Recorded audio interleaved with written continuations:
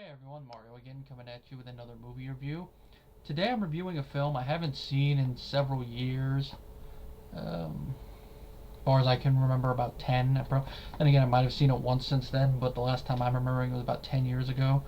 Which, if you think about it, it's a long time to go without watching a film, but even longer with certain other films. But anyway, it is, of course, the David Cronenberg directed film based on the novel by Stephen King. It is The Dead Zone.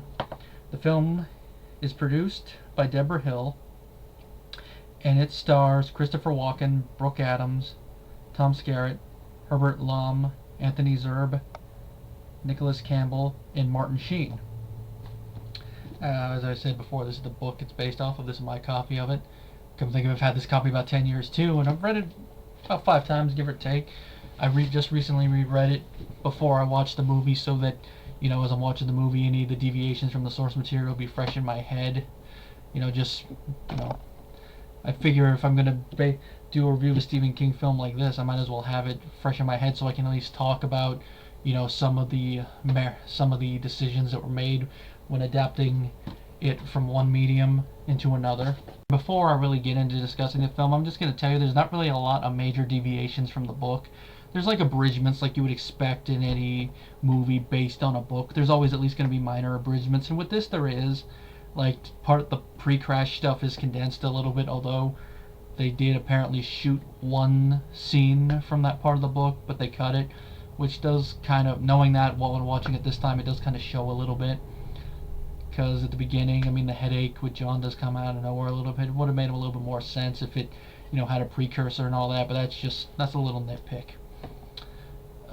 Some of the stuff with the Stilson character in the book, it builds up as the story goes on. Here, we don't really see it until it starts to become important to the plot when he starts to run for the Senate, which is kind of funny. In the book, he runs for the House of Representatives, but I guess the Senate's a bigger deal because the House, you're running to represent the specific district that you're in, whereas with the Senate, you're running to represent the state. So a little bit of a bigger threat there, I noticed. And also some of the characters, their storylines are intertwined a little differently. Like Sarah's not at the very end of the story in the book. I think that's, well, technically she is, but not with how they ended in the movie. She's not there, so it's not. I'm not going to get into a spoilery, but those of you who've seen the film, you know what I'm talking about. That's not her in the book.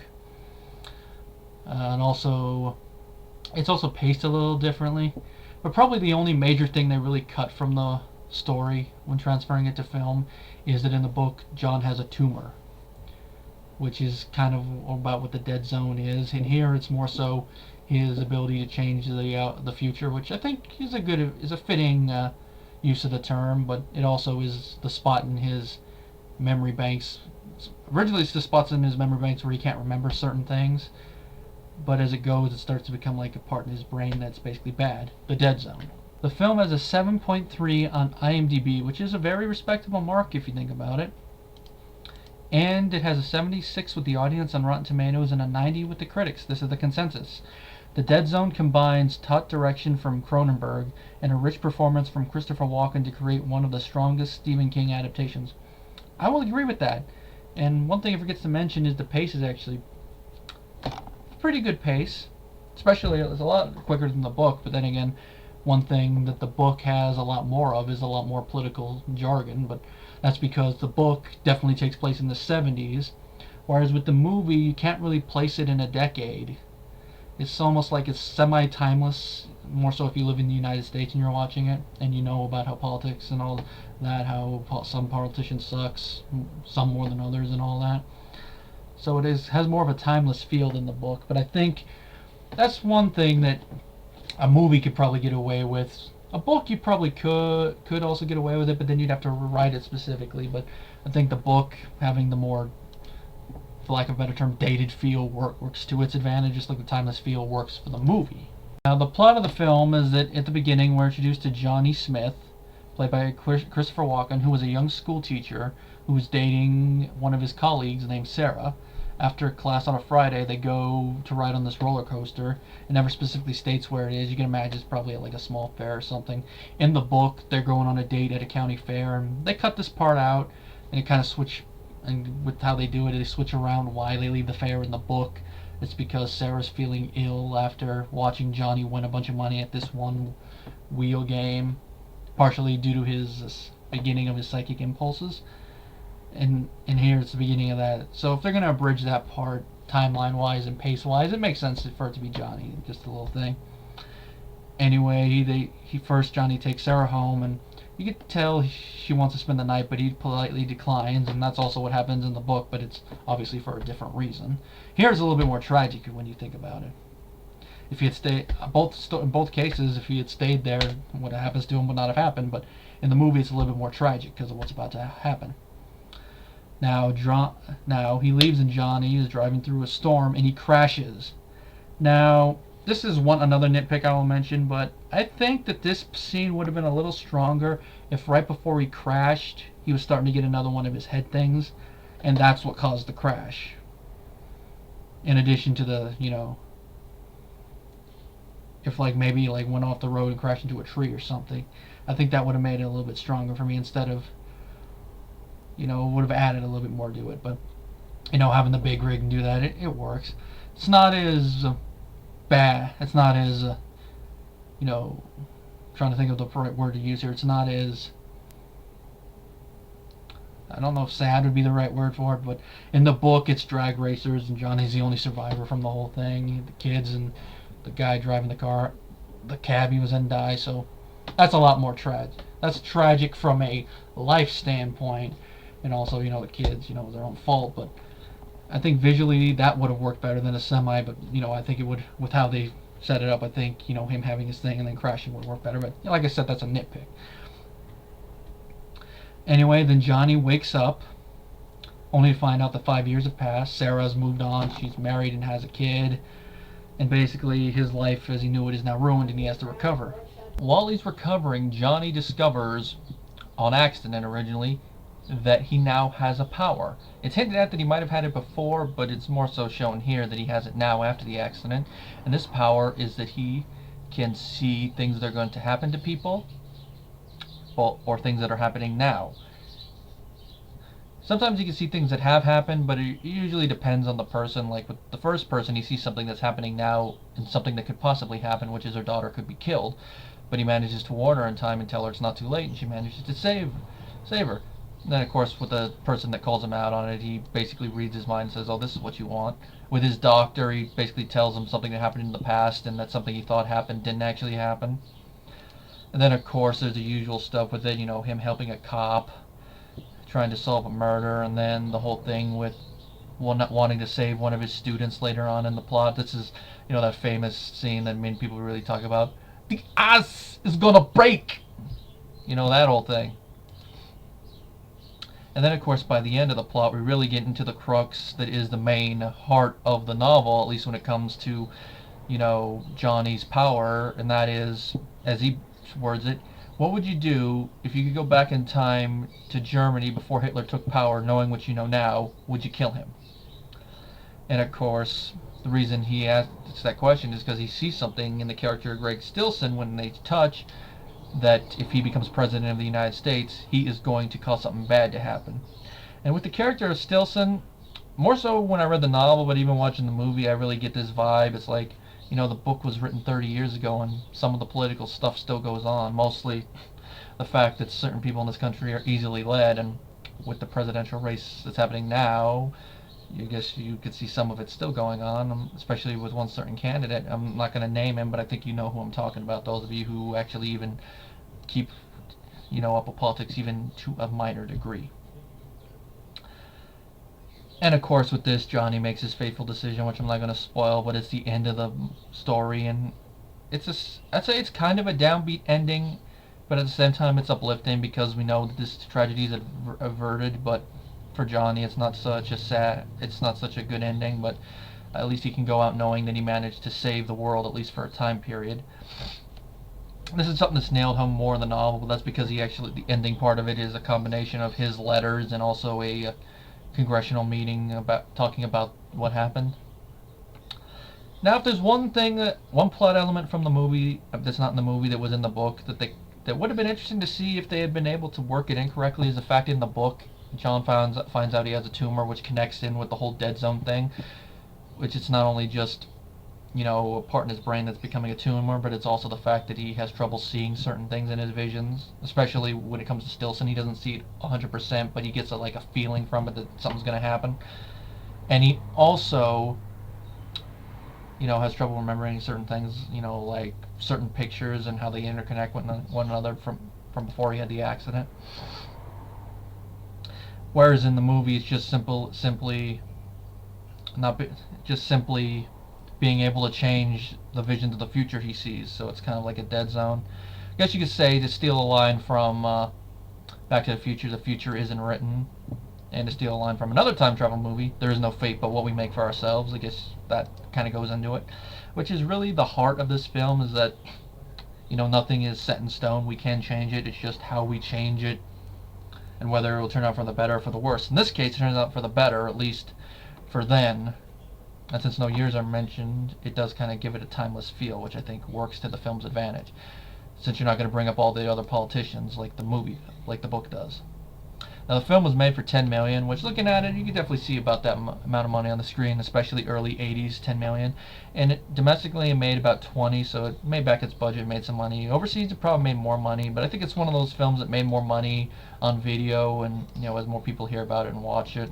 And as from the scores earlier, it does have a fan base. Acting-wise, it does a great job for this film. I mean, Christopher Walken is excellent as the lead of Johnny Smith. It's kind of hard to picture anyone else playing the role.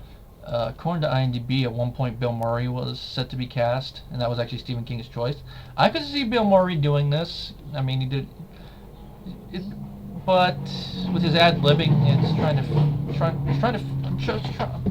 trying to figure out how his ad-libbing would have worked with this character. That's the one thing that at times might work, times it might not have worked. But I think he would have done a good job. But Walken, for what he is, it's one of those things, like, it would have been interesting to see Murray, but at the same time I don't want to throw Walken out because I think he did an excellent job, and this is one of my favorite acting performances from Walken. And one of my favorite scenes he's in is a scene where he's talking to Skerritt's character about, his gift, and he goes on a rant of God's been great to me and all that. That's just one of my favorite scenes, and of course, the famous ice is gonna break scene, and then his conversation with Lam's character about Hitler. Those are the scenes that I really think of when I think of his acting in this film. There's a couple scenes in the novel that they cut out for pacing issues, and also not to add too many characters, that I think it would have been interesting to see Walken do, especially when he's talking to the one Vietnamese gardener character about politically how to get rid of someone and all that, and he's like politically killing, and he's like, if that doesn't work, then he's like, no, that's not the answer. I could just imagine Walken in a scene like that, but alas, it didn't happen. But still, it's just one of those what ifs. Adams, I think she did a good job as Sarah for what Sarah has to work with, especially the ending, which her character's ending is different in the movie than it is in the novel. In the novel, her last scene with Johnny is in a cemetery. Here, it's actually when he does the thing that he does. And I think for the movie that works better, especially since it's a little bit more of a personal reason for why he doesn't just shoot through the kid. I know I'm saying some spoiler stuff, but I'm not giving full context for it. Skerritt, for what he has to do with Sheriff Bannerman, it's good. It's basically just a glorified cameo role. The Bannerman character would turn up again in Cujo, and if I remember correctly, he gets killed off. If there's anything about his character I think would have been interesting to add to it, it would have been his more personal reason for wanting to go up to Johnny, and that is that his daughter could have been potentially one of the victims of the Castle Rock killer. That could have been interesting, add a little bit of an emotional thing to it, and also would have been interesting given who the killer turns out to be, his emotional thing there. And there was also an additional thing there in the book where he's like, is that guy? Yeah, right. And as time goes on, he's like, oh, gotta be it. Herbert Lom as the doctor character, I thought he did a good job for what little he's in there. Colleen Dewhurst as Henrietta Dodd for her scene. She really does play it off well. There was more in the novel that I think she could have played off perfectly with this character, but I think in the movie, less is a little bit more, especially with just the little bit we learned from her from Johnny. Martin Sheen as Greg Stillson, excellent. Other than Walken in the film, if there's one person I have to say was cast spot on, it is Sheen. As Greg Stillson, Sheen is that character. He has a cult of personality surrounding him with all the common people, but there's something about him as the audience can tell that He's basically a full of shit thing. And this is why I say, with his character both in the book and in the movie, I can't help think of the modern day political thing, but I'm not going to get fully into that. Just watching Sheen's performance, you could probably understand what I mean. Nicholas Campbell as Frank Dodd. Not really a lot to his performance. He's capable as it because a lot of the scenes involving his character were, narrowed from the book. But then again, a lot of his character stuff is only in a handful of scenes, most of them involving the sheriff and Johnny, and then the one flashback scene we see where he kills the latest victim actually happens earlier in the book, so at least they got that in. Directing wise, Cronenberg did a good job. I have only one other film to compare it to, at least when it comes to him, and that's his follow-up, The Fly. I will say of the two, I like The Fly a little bit better, but this is still a good one. Of course, I still want to compare. There's a couple other films I want to compare it to. Videodrome, the film that was released right before this, A History of Violence, and Scanners. Those are the ones I'll probably compare it to, and then list it among his other films. The score by Michael Kamen was excellent, and it's very eerie, especially the main theme. According to IMDb, that when he was composing the music for this film in London, he would play the score on his piano at home, and apparently he received several complaints from his neighbors going, "Can you please stop playing that music? I can't sleep and it's giving my family nightmares." Just imagining that main score being played on the piano at night is one of those things I can just imagine you're trying to sleep, all of a sudden you hear that and you're like, where's that music coming from? It's just one of those themes you don't want to hear randomly in the middle of the night, like the Halloween theme, the Exorcist theme, maybe even the music from the opening of The Shining. That'd be weird, trying to sleep and they're like, bum, bum, bum. It's like, where's that coming from? One thing I forgot to mention earlier is that Johnny's character is loosely based off of real-life psychic Peter Hurkos, who claimed to have acquired his powers after falling off a ladder and hitting his head. The reason I say psychic is that if you read up on Hurkos, who, funny enough, is actually mentioned a couple times in the novel, you can really tell that he is probably one of those ones that fakes it. It's just the way that you read how he does the reading. It's like, yeah, this guy isn't like that. But where it's like one of those ones like, yeah, right, you're going to scam people out of the money, yeah. A little funny coincidence is that in this movie, Johnny instructs his class to read The Legend of Sleepy Hollow when years later, Walken would appear in Tim Burton's adaptation of the story as the Headless Horseman. Kind of a little funny coincidence that happens. That's about it. That's really all I really could say about the film. I mean, it's fast-paced, especially when compared to the novels. Well, there's a couple parts that are slow, but it's mostly like exposition stuff, and there's a lot of story to put in there, so some of it has to be slowed down. But it's paced pretty well for a film that's almost 2 hours long. You really do like the character, the main one, and the side ones it depends on it. I mean, like his parents are a little underdeveloped, especially compared to his mother in the novel, but that's neither here nor there.